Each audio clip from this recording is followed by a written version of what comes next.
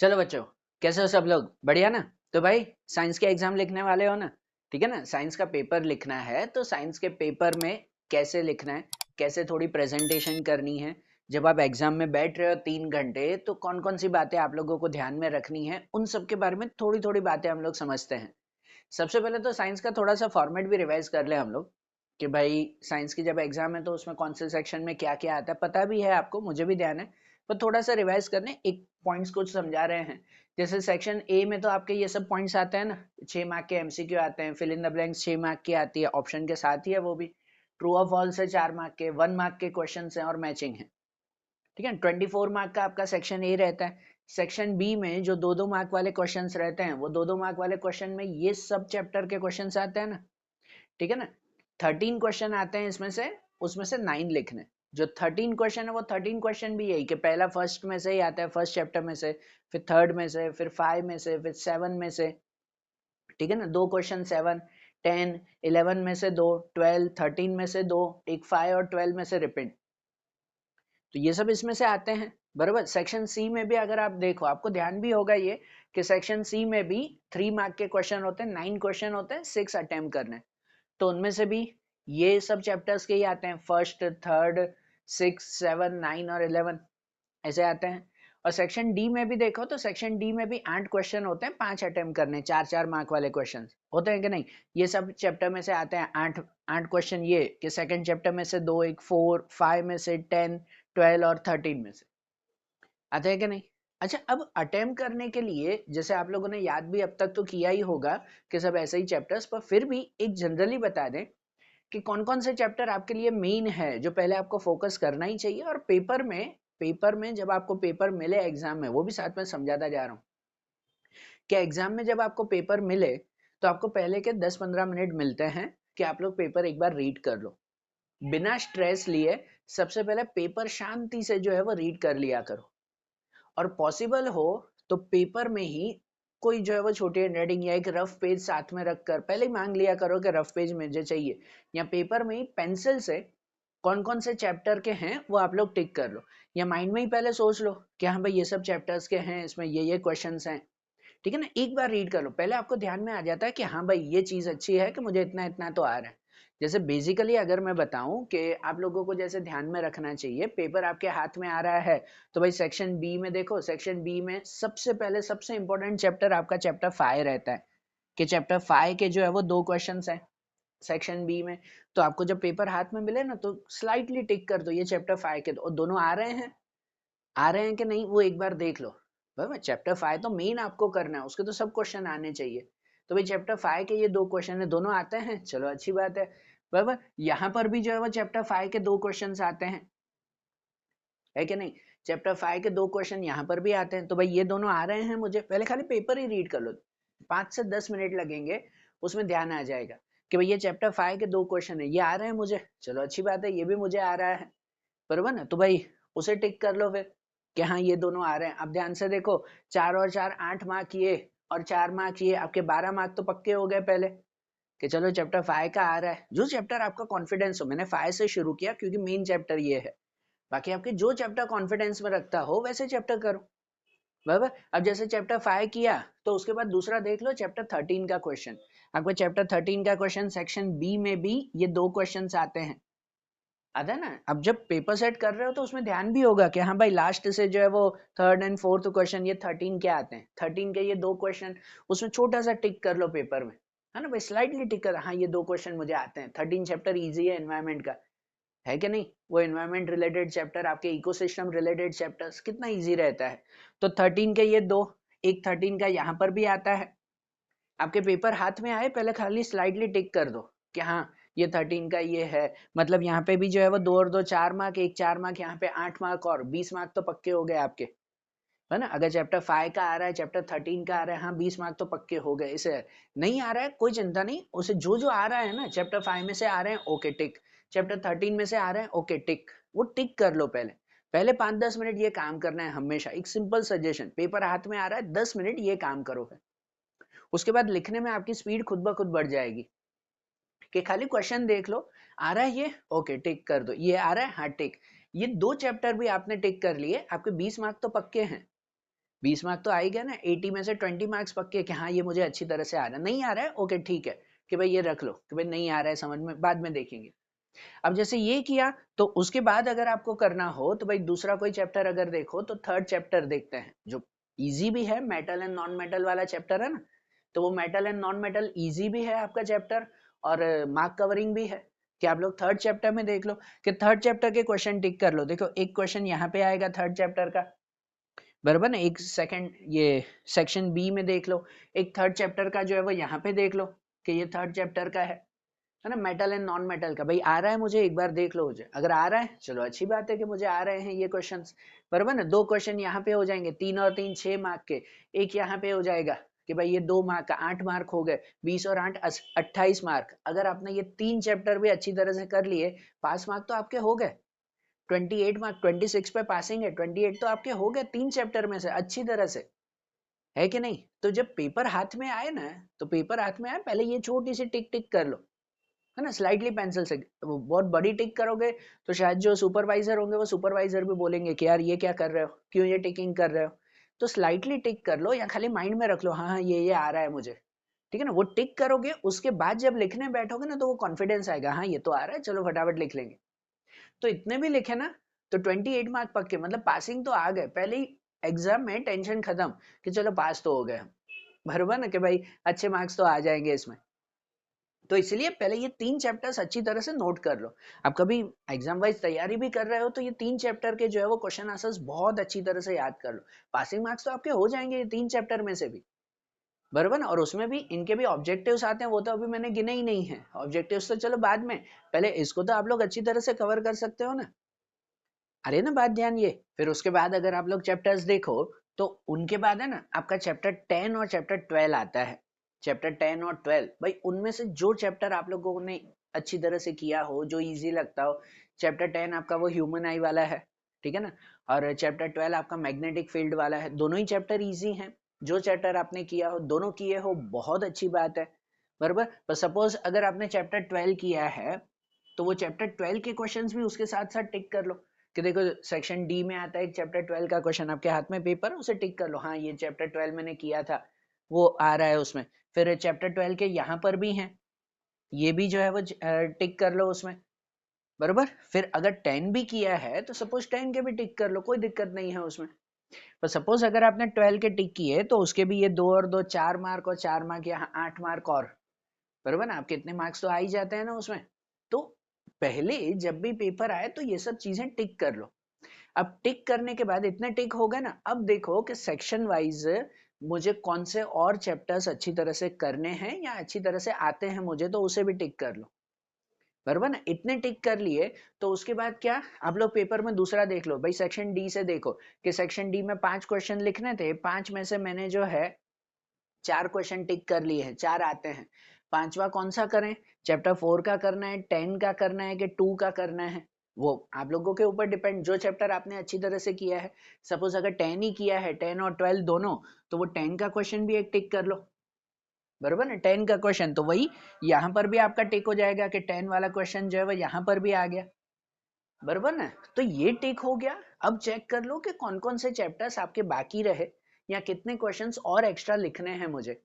जैसे section D से देखो तो सेक्शन डी में जो है वो मेरे हो गए ना भाई, 5 क्वेश्चन लिखने थे, वो 5 क्वेश्चन हो गए, ये सब मुझे आ रहे हैं अच्छी तरह से, बरोबर ना। सेक्शन डी कंफर्म कि इसके मैं पांचों क्वेश्चन लिख लूंगा, बरोबर। आप लोग कोई भी पेपर सेट करो तो उसमें ऐसे ही टिक कर लो कि हाँ भाई मुझे ये 5 क्वेश्चन आ रहे हैं, ये हो जाएंगे, बरोबर। सेक्शन बी में भी देखो तो सेक्शन बी में भी 9 क्वेश्चंस लिखने हैं। अगर आप इतने भी चैप्टर्स करोगे तो 9 में से देख लो कि भाई 1 2 3 4 5 6 7 8 8 क्वेश्चन आपके हो गए ना 8 क्वेश्चन। और एक क्वेश्चन कौन सा एक्स्ट्रा करना है वो आप लोग डिसाइड करो कि चैप्टर 11 का करना है, 7 का करना है कि 1 का करना है, बरोबर। अगर चैप्टर 1 का करना है आपको तो चैप्टर 1 कर लो उसमें, कि चैप्टर 1 को जो है वो टिक कर लो, बरोबर। और यहाँ पर भी वो आपका चैप्टर 1 टिक हो जाएगा कि नहीं। मतलब आपका सेक्शन डी अच्छी तरह से आ रहा है, सेक्शन बी अच्छी तरह से आ रहा है, बरोबर। हाँ एक सेक्शन सी में वो आपको एक्स्ट्रा ध्यान देना पड़ता है कि भाई कौन से चैप्टर करें कौन से ना करें, बराबर। सेक्शन सी ही हर स्टूडेंट के लिए थोड़ा सा कॉम्प्लेक्स रहता है और वहां पर भी थोड़े से जो है वो ट्विस्ट क्वेश्चन आते हैं सेक्शन सी में ही। डी और बी कंपैरेटिवली हमेशा इजी रहता है। अब सेक्शन सी में भी देखो हमें 6 क्वेश्चन अटेम्प्ट करने होते हैं। अगर आप लोग इतने टिक कर रहे हो तो 1 और 3 तो चैप्टर हो जाता है, 3 क्वेश्चन तो हो गए। बाकी के 3 आपको किस में से करने हैं वो आपके ऊपर डिपेंड है। अगर मैं इजी कहूं तो भाई चैप्टर 9 इजी है, बराबर ना। अगर आपको 7 इजी लगता हो तो वो 7 इजी करो, 9 इजी लगता हो तो 9 करो, है ना। मेरे अकॉर्डिंग चैप्टर 9 जो है वो इजी है तो चैप्टर 9 कर लो और चैप्टर 6 कर लो, बराबर ना। 7 चैप्टर 11 चैप्टर वो यहाँ पे भी स्किप हो जाएगा और यहाँ पर भी स्किप हो जाएगा। अरे बात ध्यान। तो इतने चैप्टर भी अगर आपने किए, इतने इस तरह से अगर आप स्ट्रेटेजी अपना रहे हो तो आपके पेपर में ऑलमोस्ट 60 प्लस मार्क्स आ जाएंगे, 60 टू 70 प्लस। और खाली इसमें ही मैंने गिने हैं, अभी ऑब्जेक्टिव तो गिने ही नहीं। आपने ये सब किए होंगे तो ऑब्जेक्टिव तो उसमें हो ही जाएंगे खुद ब खुद, बराबर ना। उसमें चैप्टर वाइज चलो ऊपर नीचे पूछ सकते हैं, पर अगर आपने ये सब अच्छी तरह से किया तो ऑब्जेक्टिव तो आपके हो ही जाएंगे अच्छी तरह से, बराबर। सो पहली बात, सबसे पहली बात फिर से बोल रहा हूँ, आपके हाथ में जब भी कोई पेपर है, कहीं पर भी आप एग्जाम दे रहे हो, कोई भी एग्जाम हॉल में बैठे हो, आपके हाथ में सबसे पहले जब भी पेपर आ रहा है तो पहले आप टिक कर लो सब चीजें कि मुझे कौन कौन से क्वेश्चन अटेम्प्ट करने हैं, बराबर ना। हर पेपर में ऐसे ही टिक करो कि सेक्शन डी में 5 क्वेश्चन अटेम्प्ट करने, कौन से 5 करें, बराबर ना। वही चैप्टर के इसमें भी है कि नहीं, सेक्शन बी में 9 क्वेश्चन है, कौन से 9 अटेम्प्ट करें, 6 है तो कौन से 6 अटेम्प्ट करें। पहले के 10 मिनट हमेशा इसी में ही निकालो आप कि भाई अच्छी तरह से टिक कर लो कि हाँ हाँ ये सब क्वेश्चन मुझे आते हैं। और वो टिकिंग कर लोगे ना तो उसके बाद एक कॉन्फिडेंस आएगा कि हाँ मुझे पेपर में सब क्वेश्चन आ रहे हैं, अच्छी तरह से आ रहे हैं, बराबर। स्टूडेंट क्या करते हैं, वो पेपर लिखना शुरू करते हैं ना, तो पहले ही वो सेक्शन ए देखेंगे कि अरे यार ये क्वेश्चन, अरे तो याद नहीं आ रहा है, अरे ये तो वो नहीं आ रहा है। अब पहले के 10 मिनट जो है वो नेगेटिव थिंकिंग में निकालते हो, ये नहीं हो रहा है, वो नहीं हो रहा है, वो नहीं हो रहा है। नहीं, स्टार्टिंग के 10 से 15 मिनट तो पॉजिटिव थिंकिंग में जाने चाहिए। आखिरी के 10-15 मिनट ठीक है कि जो जो नहीं आ रहे हैं उसके ऊपर टेंशन लो, सोचो क्या करो। जो नहीं आ रहा है वो आखिरी में, जो आ रहा है पहले उसमें कॉन्फिडेंस होना चाहिए। अब पहले के ही टाइमिंग में कॉन्फिडेंस से लिखते रहोगे ना तो आखिरी में रहेगा ही रहेगा वो कॉन्फिडेंस, बराबर। नहीं याद आने वाला भी याद आ जाएगा उस वक्त। इसीलिए ये स्ट्रेटेजी हमेशा हम लोग कहते हैं कि पहले के 10-15 मिनट पॉजिटिव वे में निकालो आप लोग कि नहीं ये तो अच्छी तरह से इतना इतना आ रहा है ना, उसे टिक कर लो। चलो 5 में से 4 क्वेश्चन भी आ रहा है तो 4 ही टिक करो, बाकी का एक क्वेश्चन जो है वो बाद में सोचना, हाँ ठीक है इसको सोचेंगे बाद में क्या करना है, बराबर। इसमें से 9 क्वेश्चन अटेम्प्ट करने, आपको 7 क्वेश्चन आ रहा है, 7 टिक करो। जो आ रहा है पहले उसे टिक करो कि हाँ ये तो मुझे कॉन्फिडेंस आता है, कोई दिक्कत नहीं, ये तो मैं अच्छी तरह से लिख लूंगा। पहले के 10-15 मिनट ये अच्छी तरह से हो जाएगा, हाँ हो जाएगा, ये कॉन्फिडेंस होना चाहिए, बराबर। वो 10-15 मिनट उसमें नहीं जाने चाहिए, अरे यार ये भी नहीं आ रहा, अरे पेपर में ये हार्ड पूछ लिया, अरे ऐसा हुआ, वो नहीं, उसकी वजह से पूरे 3 घंटे खराब होते हैं, बराबर। हमेशा पहले के 10-15 मिनट पॉजिटिव वे में ही निकालने पड़ते हैं, ठीक है ना। तो इस तरह से सब टिक कर लो फिर अटेम्प्ट करो। अच्छा अब अटेम्प्ट कैसे करना है, मैं सजेशन देता हूं कि पेपर जितना हो सके उल्टा शुरू करो। हाँ, जितना हो सके उल्टा शुरू करो पेपर, क्योंकि सेक्शन ए में ऑब्जेक्टिव कभी ट्विस्टेड आते हैं ना तो स्टूडेंट बहुत कंफ्यूज हो जाते हैं, क्या करें कैसे करें। तो जो सेक्शन आपको अच्छी तरह से आ रहा है उल्टा भी, मतलब सेक्शन डी से मेरा सजेशन। लेकिन अगर आपको भाई ऑब्जेक्टिव बहुत अच्छे ही आते हैं या सेक्शन बी और सी अच्छा ही आता है, जो सेक्शन आपको अच्छी तरह से आता हो, जिसमें आपको कॉन्फिडेंस हो, आपने पहले 10 मिनट टिक किए हैं, तो उसमें जिसमें आपको कॉन्फिडेंस लगे कि यार ये सेक्शन बहुत अच्छा है, वो सेक्शन पहले लिखो। कोई बोर्ड में कंपलसरी नहीं है कि A B C D line wise ही लिखना है, अब भले रैंडमली लिखो, पहले बी लिखो फिर सी लिखो फिर ए लिखो फिर डी लिखो, कोई भी लिखो, ठीक है। पहले वो सेक्शन लिखो जो सेक्शन में आपको कॉन्फिडेंस हो, टीचर्स के चेक करने के लिए नहीं, आपके लिए, क्योंकि पहले कॉन्फिडेंस से लिखोगे ना तो बाकी के क्वेश्चन भी कॉन्फिडेंस में रहोगे आप, बराबर। इसलिए पहले के 10-15 मिनट कॉन्फिडेंस में निकालते हैं, फिर सेक्शन भी वही शुरू करो।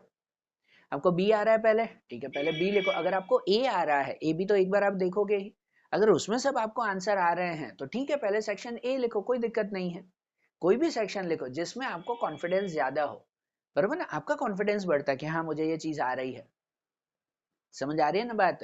सो पहली चीज, पहले 10 मिनट टिक कर लो क्या क्या करना है, हर पेपर में ऐसा ही करना। और दूसरे जो है सबसे पहले वो सेक्शन शुरू करो कि जिसमें आपको कॉन्फिडेंस हो, ठीक है।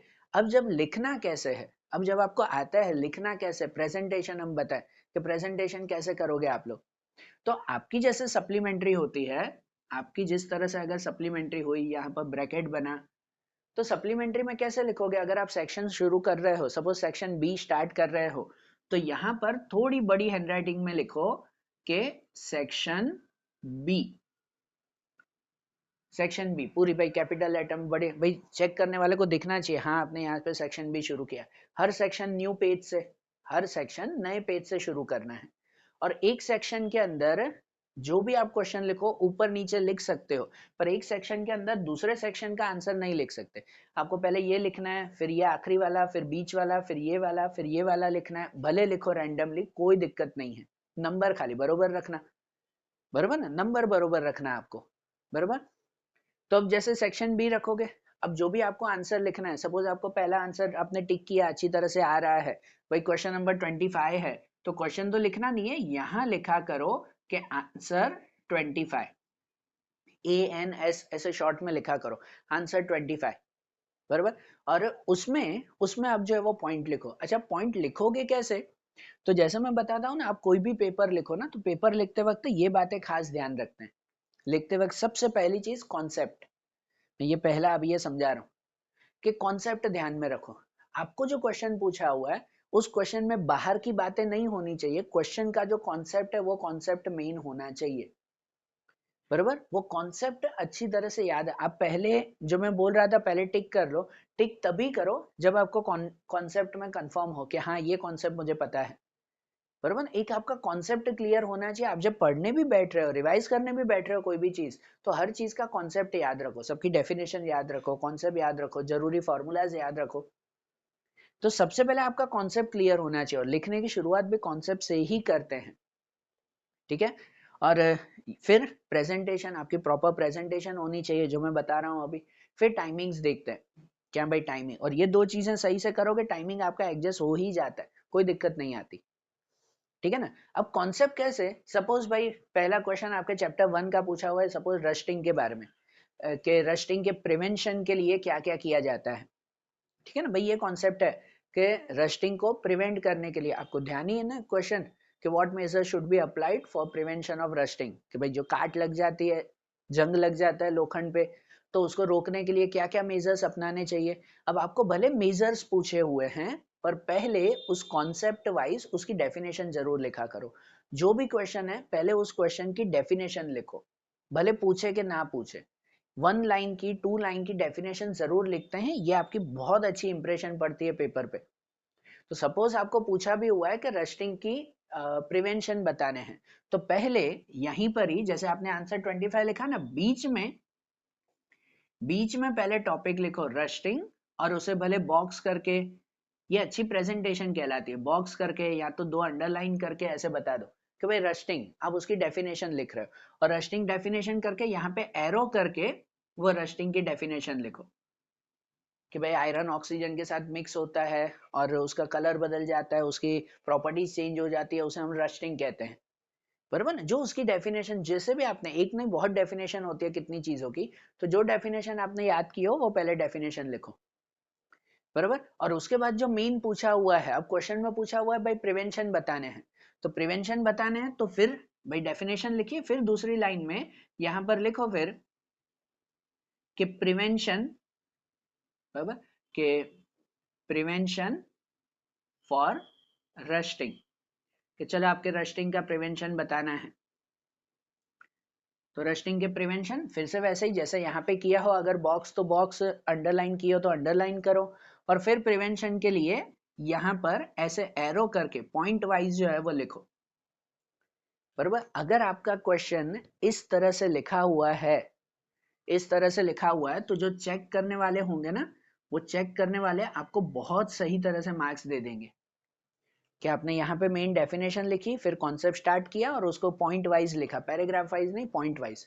अगर इस तरह से लिखा है, ये प्रेजेंटेशन, सही प्रेजेंटेशन हर क्वेश्चन में है, ये बी से लेकर सी डी, कोई भी सेक्शन का कोई भी क्वेश्चन लिखो ऐसे ही प्रेजेंट करके लिखो, तो आपकी मार्किंग में बहुत फर्क हो जाता है। जब पेपर चेक करते हैं ना तो पेपर बहुत अच्छा लगता है उसमें, बराबर, और आपकी मार्किंग भी बढ़ जाती है। ऐसी प्रेजेंटेशन होगी ना, ऐसी प्रेजेंटेशन होगी तो अगर बाय चांस जो है वो कोई एक आध पॉइंट में मिस्टेक भी हुई ना, तो वो डेफिनेशन की वजह से, अच्छे प्रेजेंटेशन की वजह से वो मिस्टेक इग्नोर की जा सकती है और आपके मार्क कवर हो सकते हैं। अरे बात ध्यान। और पहले हम इसलिए कहते हैं कि पहला सेक्शन वही लिखो कि जिसमें आपको बहुत कॉन्फिडेंस हो, क्योंकि फर्स्ट सेक्शन अगर आप अच्छी तरह से लिखोगे ना तो आपके पेपर की फर्स्ट इंप्रेशन पड़ती है। हाँ ठीक है, इसकी इंपॉर्टेंस थोड़ी कम है पर फिर भी फायदा होता है कि आपने सेक्शन बी अच्छी तरह से लिखा, उसमें 18 मार्क है, 18 में से आपके 16-17 मार्क्स आ रहे हैं क्योंकि कॉन्फिडेंस था उसमें आ रहा है।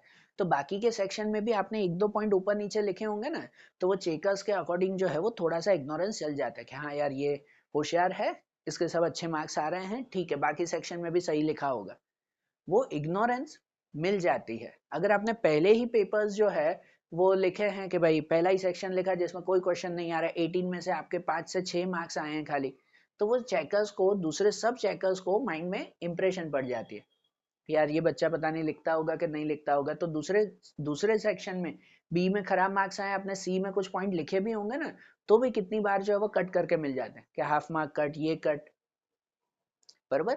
हाँ ये फर्क पड़ता है, ये गलत चीज है, नहीं होना चाहिए पर होता है ऐसा, इसीलिए उसके अकॉर्डिंग थोड़ा सा काम किया करो। प्रेजेंटेशन रखो, पहले जो सेक्शन आ रहा है उसे अच्छी तरह से लिखो, और पेज में ऐसे ही सेक्शन बी ऊपर कुछ मत लिखो, यहाँ पे भी कुछ नहीं, यहाँ पे आप वो एक्स्ट्रा लाइन बनाते हो, कोई बनाने की जरूरत नहीं है, सिर्फ जो है वो ब्लू पेन और पेंसिल का यूज, उसके अलावा कुछ भी नहीं यहाँ पे लिखो। फिर उसके बाद जो है वो यहाँ पर मेन डेफिनेशन, फिर यहाँ पे कॉन्सेप्ट, फिर उसके बाद जो है वो पॉइंट्स लिखो। भाई एक एक आंसर खत्म हुआ, दो लाइन छोड़कर, दो लाइन छोड़ दो, कोई सप्लीमेंट्री में कोई चिंता नहीं है, दो लाइन छोड़ दो उसमें, और दो लाइन छोड़कर फिर यहाँ से शुरू करोगे। सपोज आपको 25 के बाद 31 वाला आंसर आ रहा है तो भले लिखो आंसर 31, यहाँ खाली मेंशन होना चाहिए कि हाँ प्रॉपर आंसर लिख रहे हो, आंसर 31। फिर से उसमें कि आंसर 31 कोई भी चैप्टर का हो ना, कि सपोज अगर आपको चैप्टर 5 का पूछा हुआ है और चैप्टर 5 में रेस्पिरेशन, टाइप्स ऑफ रेस्पिरेशन पूछा हुआ है, तो उसमें भी पहले यहाँ पे लिख दो कि रेस्पिरेशन, भले टाइप्स पूछे हुए हैं पर पहले यहाँ पे डेफिनेशन लिखो, बॉक्स करके यहाँ पे एरो करके लिख दो पहले व्हाट इज रेस्पिरेशन, और फिर नीचे लिखो टाइप्स ऑफ रेस्पिरेशन। जितना आप प्रेजेंटेशन अच्छा करोगे ना उतने मार्किंग ज्यादा होने के चांसेस हैं। बीच में लिखो टाइप्स ऑफ रेस्पिरेशन, फिर उसके बाद जो है वो 2 या 3 जो भी उसके टाइप हैं, 2 टाइप, एरोबिक एनाएरोबिक, उसे एक्सप्लेन करो। बाबा आपके पेपर में, पूरा पेपर अगर इस तरह से चलता रहेगा ना, प्रेजेंटेशन बहुत अच्छी होगी, मार्किंग पे बहुत फर्क आएगा। अरे बात ध्यान। तो जब आप पेपर लिखो तो इस तरह से अच्छी तरह से प्रेजेंट करो। डायग्राम है, अगर डायग्राम है सपोज कोई चीज का, कि अगर कोई भी रेस्पिरेशन और उसके रिगार्डिंग डायग्राम या इसमें, तो आप जहाँ क्वेश्चन लिख रहे हो ना, क्वेश्चन के पास में पॉसिबल हो तो पास में एक छोटा सा बॉक्स बना दो और उस बॉक्स में जो है वो डायग्राम बनाओ।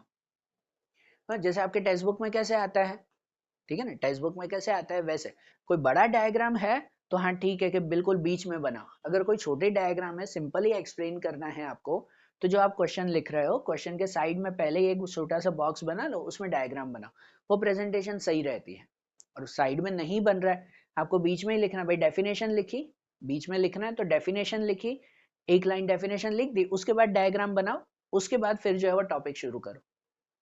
वह किसी में भी भाई डेफिनेशन लिखी, उसके बाद डायग्राम बनाओ, उसके बाद फिर टॉपिक शुरू करो। बराबर। अगर कोई बड़ा डायग्राम या आपको बिल्कुल बीच में ही बनाना है, तो कोई छोटा डायग्राम है तो साइड में बॉक्स करके जो है पेंसिल से ही बॉक्स कर दो और वहां पे डायग्राम डिस्क्राइब करो, और उसके साइड में भाई आधे पेज पे, मतलब 25% पेज पे डायग्राम, 25% 75% पेज पे आपकी ये लाइंस लिखी जाएगी। ठीक है ना, ये प्रॉपर प्रेजेंटेशन होता है। समझ आई बात? क्लियर हो रहा है कैसे? ठीक है, पूरा पेपर ऐसे लिखना। फिर से बोल रहा हूँ, पहली चीज पूरे पेपर में टिक कर लो, क्या क्या कब कब कैसे कैसे लिखना है ना, कितने क्वेश्चन आ रहे हैं, जो जो आ रहे हैं पहले टिक कर लो। फिर सेकंड थिंग कि उसकी प्रॉपर प्रेजेंटेशन कॉन्सेप्ट के साथ लिखते जाओ। फिर आखिरी में टाइमिंग ध्यान रखो, टाइमिंग तो आपको साथ में ही ध्यान में रखते जाना पड़ता है। और टाइमिंग्स ध्यान रखोगे तो क्या टाइमिंग में ध्यान रखोगे आप लोग, कि भाई सेक्शन वाइज कैसे लिखना है। पहली चीज, अगर आप ऐसे कॉन्सेप्ट, ऐसे प्रेजेंटेशन से लिखोगे तो टाइम की तो चिंता ही नहीं रहेगी। टाइम की चिंता नहीं रहेगी, कोई दिक्कत नहीं है। बाकी अगर मैं टाइम के लिए कहूँ कि आपको कैसे कंप्लीट करना है, तो आप घड़ी पहन के जाओगे ना, और स्मार्ट वॉच अलाउड नहीं हो गया बोर्ड एग्जाम में, पहले ही बोल रहा हूँ, स्मार्ट वॉच मत पहन के जाना, नॉर्मल वॉच पहन के जाओ, या क्लासरूम में आपके जो भी स्कूल में जाओगे वहां पर वॉच होगी ही, ठीक है, वहां देख के जाओ, नहीं तो खुद अपनी वॉच लेके जाओ, पर स्मार्ट वॉच नहीं अलाउड नहीं करेंगे, ठीक है, या तो फिर उतार के रखवा देंगे आपसे, पहले ही बोल रहा हूँ स्मार्ट वॉच मत पहनना। और दूसरी चीज, नॉर्मल वॉच होगी ना, तो वॉच के अकॉर्डिंग ये ध्यान दो कि हर सेक्शन में भाई आपको कितना टाइम लग रहा है। बेसिकली हर सेक्शन आपको आधे आधे घंटे में पूरा करना है, सिंपल, अगर कहो कोई टाइम नहीं देखना हो तो आधे आधे घंटे में सब सेक्शन पूरे करो तो भी 2 घंटे में हो जाता है, 2 घंटे में, जबकि आपको मिलते हैं 3 घंटे, बराबर, उसमें से भी 1 घंटा तो आपका, 1 घंटे में से भी बाकी का टाइम जो है आपको, जो जैसे पहले बताया 10-15 मिनट आपके वो टिक करने में जाएंगे, बराबर ना, फिर वो सप्लीमेंट्री लेने में जाते हैं, सप्लीमेंट्री फिलअप करने में टाइम जाता है, उसमें भी जाता है ना भाई, 5-10 जाते हैं, आधा घंटा तो उसमें ही, पेपर ही अप्रोक्सीमेट समझा करो मुझे 2.5 घंटे में पूरा करना है, ठीक है, तो इसलिए आधा आधा घंटा सबको दे दो, अगर कुछ बच भी रहा है तो उसके बाद जो है वो एक्स्ट्रा 10-10 मिनट सबके लिए मिल जाते हैं, ठीक है ना। ये तो आपके आधे घंटे से भी पहले हो जाता है सेक्शन ए, 24 मार्क्स के ऑब्जेक्टिव, आधा घंटा लगता ही नहीं है उसमें, फिर भी सोच समझ के करो तो आधा घंटा दिया, ये भी आधे घंटे में हो जाते हैं, 9 क्वेश्चन लिखने हैं, हर क्वेश्चन में जो है वो 2-2 3-3 मिनट ही लगते हैं, अगर आपको आ रहा है तो आधे घंटे में हो जाता है, खींच के 40 मिनट, 30 मिनट की जगह 40 मिनट, 40 मिनट में ये हो जाना चाहिए। सेक्शन सी भी 6 ही क्वेश्चन लिखने हैं, आधे घंटे में हो जाते हैं, 5-5 मिनट भी एक क्वेश्चन में लिखो तो 25 मिनट में, 30 मिनट में हो जाता है वो, बरोबर, 5-5 मिनट भी अगर एक क्वेश्चन में लिखो तो, और फिर भी इसमें 40 मिनट, 40-40 मिनट समझ लो सेक्शन सी के लिए भी। और सेक्शन डी भी 5 ही क्वेश्चन है, 5 मिनट 7 मिनट में एक क्वेश्चन अच्छी तरह से लिख लो तो हो जाता है आधे घंटे पर, फिर भी उसके अकॉर्डिंग 40 मिनट इसके भी, तो 40 मिनट मैक्सिमम। सिंपल बात अगर कहो तो टाइमिंग्स में ध्यान देना होता है, जब आप वॉच लेके बैठे हो, सेक्शन शुरू किया, 40 मिनट में करना, बराबर, 40 मिनट से ऊपर जा रहे हैं तो थोड़ा केयर करना पड़ेगा, चल भाई अब स्पीड बढ़ानी पड़ेगी, चल भाई ये ध्यान रखना पड़ेगा, अगर 40 मिनट से ऊपर गया तो, बराबर, बाकी हो जाता है, कोई दिक्कत नहीं है उसमें, समझ आ रही है बात। तो ये सब बातें ध्यान में रखना, ठीक है ना। और हाँ, जब आप कोई लिख रहे हो क्वेश्चन, जैसे सेक्शन बी में है, एक बात बताऊं कि 9 क्वेश्चन लिखने आपको आते हैं, 7 ही क्वेश्चन, तो पहले 7 अच्छी तरह से लिख दो, और बाकी के 2 क्वेश्चन लग रहा है कि हाँ मुझे आता है पर बाद में याद करना पड़ेगा मुझे, ठीक है ना, तो उसके लिए सेक्शन बी में आपने लिखे ना सब 7 क्वेश्चन लिख दिए, उसके बाद जितना आपको लगता हो कि यार 2 क्वेश्चन इतने में आ जाएगा, वो 1 पेज या 2 पेज छोड़ दो, वो गैप छोड़ दो, फिर सेक्शन सी शुरू करो, बराबर, ऐसे नहीं सब सेक्शन के आखिरी में लिखोगे तो एक का आंसर दूसरे सेक्शन में तो चलेगा ही नहीं, अपने सही लिखा होगा तो भी मार्क नहीं मिलेंगे। तो इसमें लिख दिया आपने 7 क्वेश्चन, सपोज 9 में से 7 आते हैं, वो अच्छी तरह से लिखे, जो आ रहा है कॉन्फिडेंस से लिखो, 2 क्वेश्चन की जगह छोड़ दो, ठीक है ना। इसमें भी 6 में से सपोज 5 आ रहे हैं, 5 लिख दो, 4 आ रहे हैं, 4 लिख दो, बाकी के क्वेश्चन लग रहा है इतने पेज में आएगा, वो उतना पेज छोड़ दो, गैप छोड़ दो उसे। इसमें भी वैसे ही, क्यों गैप छोड़ दो, जो मैं बोला ना आखिरी आधा घंटा बचेगा, उसमें आराम से सोच कर वो लिखो, और बचेगा ही, बिल्कुल बचेगा उसमें, फिर उसमें आराम से जो है वो सोच कर लिखना कि हाँ इसमें क्या लिखना चाहिए, इसमें कैसे होना चाहिए, बराबर, तो वो अच्छी तरह से आपका कवर अप होता जाएगा, समझ आ रही है बात। और अब बाय चांस आखिरी में नहीं टाइम बच रहा है, खाली भी रह गए पेज, तो कोई दिक्कत नहीं है, उसके कोई मार्क कट नहीं होते, कि भाई मैंने 2 पेज छोड़े थे फिर लिखने का टाइम ही नहीं मिला, कोई बात नहीं, वो छूटे हुए पेज हैं, ठीक है ना, उसके कोई मार्क्स कट नहीं होते हैं, बात आ रही है समझ में। तो ये बातें ध्यान में रखना भाई, क्या जो पहले आ रहा है वो अच्छी तरह से लिखो, नहीं आ रहा है ठीक है गैप छोड़ते जाओ, लास्ट में सोच के लिखो, और कुछ भी ना हो तो उसके जो कॉन्सेप्ट ही बता रहा हूँ, वो टॉपिक पूरा नहीं आ रहा है तो इवन कॉन्सेप्ट लिख के भी कुछ पॉइंट्स अगर आप एक्सप्लेन कर दोगे तो भी अटेम्प्ट के मार्क मिलेंगे, बरोबर ना, कि अगर ये नहीं आ रहा है लास्ट के क्वेश्चंस में, इसलिए वो लास्ट लास्ट में लिखो, जो चीजें नहीं आ रहा है तो मेन कॉन्सेप्ट लिखकर भी अगर आप डिस्क्राइब कर दोगे तो भी उसके अटेम्प्ट के मार्क्स मिलेंगे, पर आप पूरे ही पेपर में जो जितने क्वेश्चन पूछे हुए हैं 50, सब में ही खाली कॉन्सेप्ट ही लिखोगे तो ऐसा नहीं चलेगा भाई, बरोबर ना, फिर मार्किंग कट होगी बहुत, ठीक है। तो ये चीज ध्यान में रखो, पॉजिटिव रहो, सबसे पहले जब पेपर मिल रहा है तो पेपर मिलते वक्त पहले 10 मिनट अच्छी तरह से टिक कर लो क्या क्या आ रहा है, कैसे आ रहा है। फिर जो सेक्शन पहले आ रहा है वो पहले लिखो, जो भी सेक्शन आपको पहले आता हो, ठीक है। एंड उनके बाद ये प्रॉपर प्रेजेंटेशन रखो, प्रॉपर प्रेजेंटेशन रखो कि हाँ भाई इस तरह से मुझे कंप्लीट करना है, ठीक है ना। और टाइमिंग खुद ब खुद सेट हो जाए। अब ये चीजें, 3 चीजें सेट करोगे, चौथा टाइमिंग खुद ब खुद सेट हो जाएगा, बरोबर। तो चलो भाई, कॉन्फिडेंस रखो, साइंस का पेपर देना है, ठीक है। क्वेश्चन पेपर आए तो इसके अकॉर्डिंग कंप्लीट करना। फिर जो दूसरे सब्जेक्ट में भी कैसे कैसे कंप्लीट करना है, कौन कौन से चैप्टर ध्यान में रखने हैं, आप लोग भी ये चैप्टर ध्यान में रख लो। जो जो चैप्टर मैंने बताया वो चैप्टर्स पहले पूरे करो आप लोग, ठीक है। तो फिर आगे कौन कौन से करने, कैसे कैसे करने, उसके बारे में अब हम लोग अगले वीडियोस में देखेंगे। ओके, चलो, थैंक यू।